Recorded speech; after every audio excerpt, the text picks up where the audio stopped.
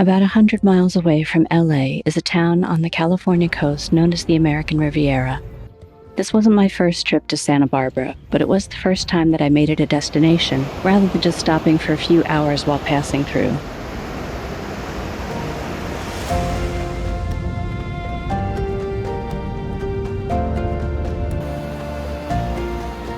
Our first stop was Butterfly Beach in Montecito, just south of Santa Barbara. This beach was recently named number 7 on California's top beaches list. The weather this day was not that great, but I still took a few minutes to walk up and down the walking path just above the beach.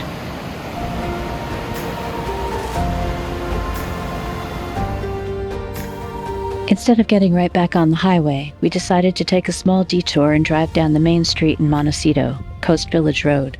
This is the place to go if you like to shop and want to treat yourself.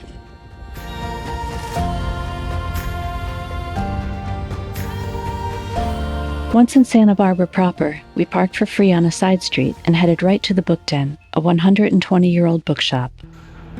Back out on State Street, we walked up and down just enjoying the sights and sounds.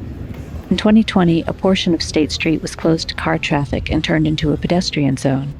People loved it so much that they have kept it this way until now, and as far as I know, there are no plans to open up State Street to car traffic. The side streets are beautifully shaded by canopies of trees. Bicycling is big in Santa Barbara. Bike lanes are plentiful and well marked, and there is plenty of bike parking.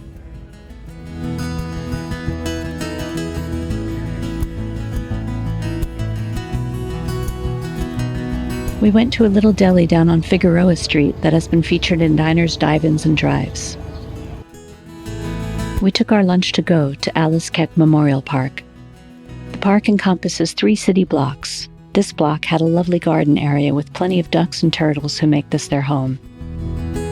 There are speakers dotted along the pathway with buttons that you can push for more information about the park and its inhabitants.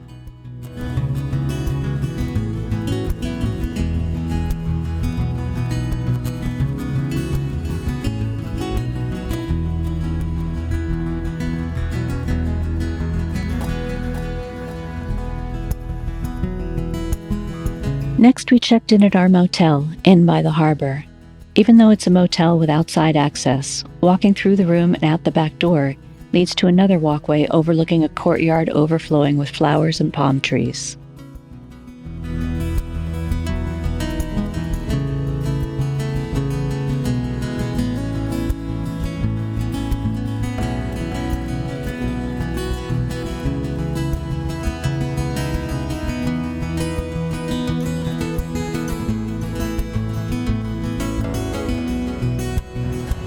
After a big lunch at the deli and the wine and cheese happy hour at the motel, we skipped dinner and instead took a walk down by the harbor, then checked out some of the blocks in what they call Lower State, a nice area with wide sidewalks and plenty of options for food, drink, and even ice cream.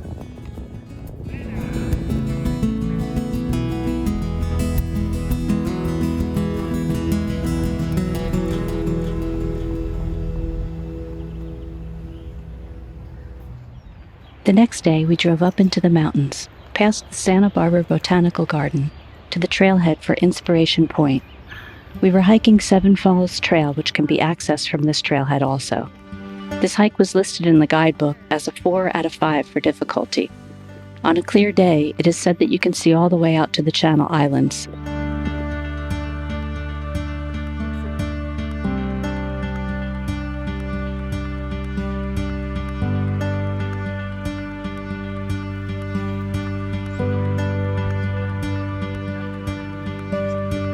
However, on this day, although the views were beautiful, it was hard to tell that we were actually looking at the sea.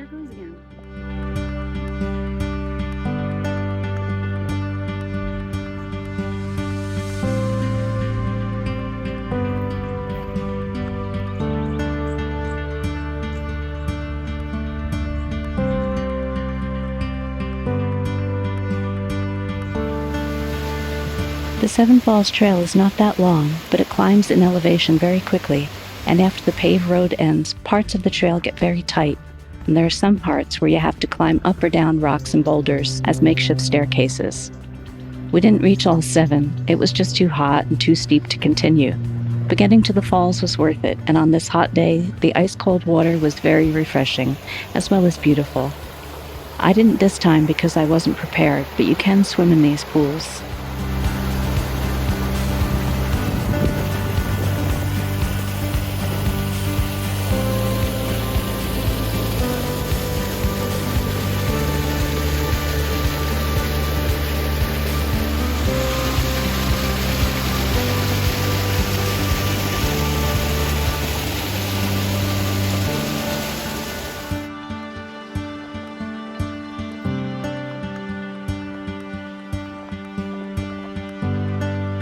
After hiking through lunch and returning to the hotel for a shower, we opted for an early dinner of pizza at Bettina in Montecito. It was delicious.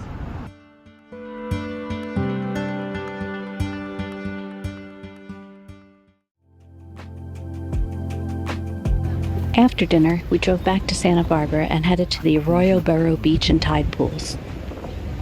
This is also a dog beach, and there is a restaurant here too, right at the water's edge.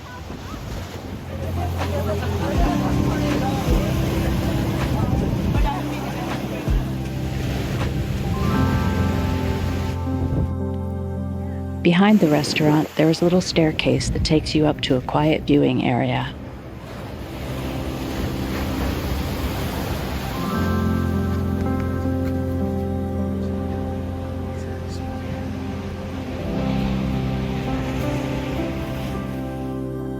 Our next stop was Shoreline Park, a park on a cliff overlooking the sea. You can find many people walking their dogs and maybe even some yoga classes. Pelicans can always be seen flying back and forth along the shore.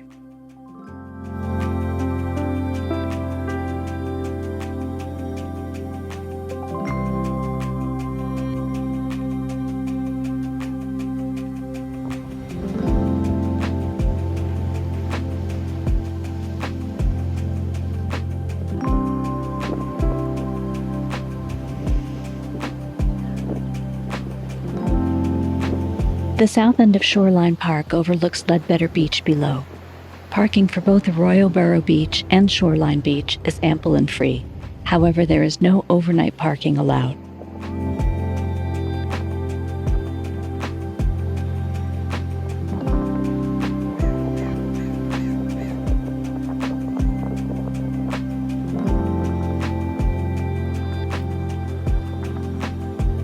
Back in the car, we took another ride up into the mountains, this time in the residential area. We found some turnouts with beautiful views overlooking the city, the harbor, and the sea beyond. A very narrow and winding road brought us up to Franceschi Park, a very small park with beautiful views overlooking all of Santa Barbara. There are about 8 parking spots, 2 benches, and a public restroom here. The next morning, we took a walk through something called the Funk Zone, south of the freeway and east of State Street. It's full of shops, eateries, breweries, and vintage stores.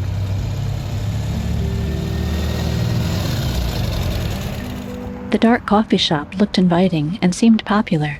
It even has a fenced-in garden of its own across the street.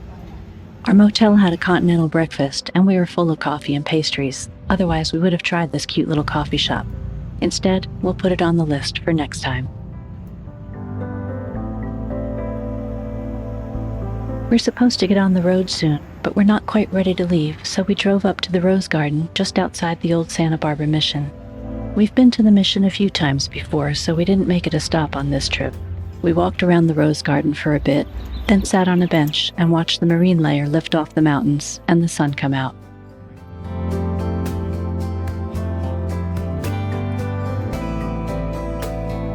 By now it was lunchtime, and we knew that Santa Barbara is full of great restaurants, but when I find something I like to experience it again, so we went back to Norton's Deli and took our lunch to Ledbetter Beach.